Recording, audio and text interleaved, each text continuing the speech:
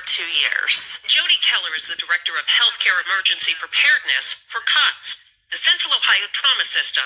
It's a healthcare coalition for trauma, emergency, and disaster preparedness. We were concerned because the path of totality was going through some of our smaller counties where we have smaller emergency departments and not as many resources. She says the upcoming Eclipse, while exciting, is leaving healthcare workers a bit anxious. The big worry is how traffic will impact everyday operations. So, yes, we're planning for a mass casualty event that day, but that's not really our worry. Our worry is, how do we get our heart attacks and our stroke patients to the emergency department if the roads are completely at a gridlock and we can't get EMS either to a patient or back to the hospital? So this is our command center here at COTS. Here in the COTS Command Center, available hospital beds across the state are tracked every day.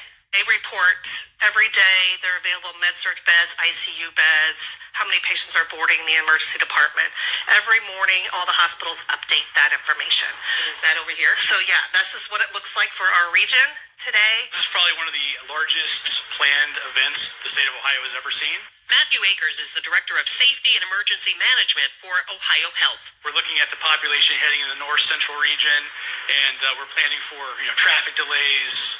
It's probably the biggest threat we're looking at right now is, what's that gridlock? If there's an accident on 71 or 23, how does that impact the region?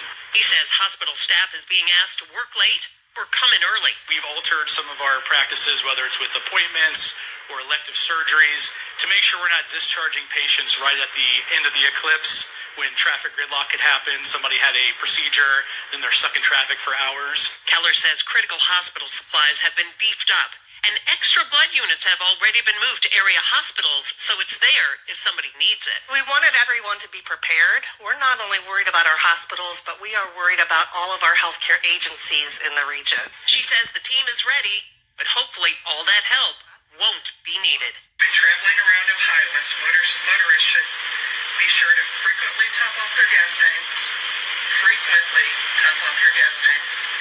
and to fully charge their electric vehicles. Have a preparedness kit in your car and items like paper maps, snacks, drinks, cash, and a cell phone charger. It's a good idea also to have a communications plan if you're traveling with your family or friends in case you're separated.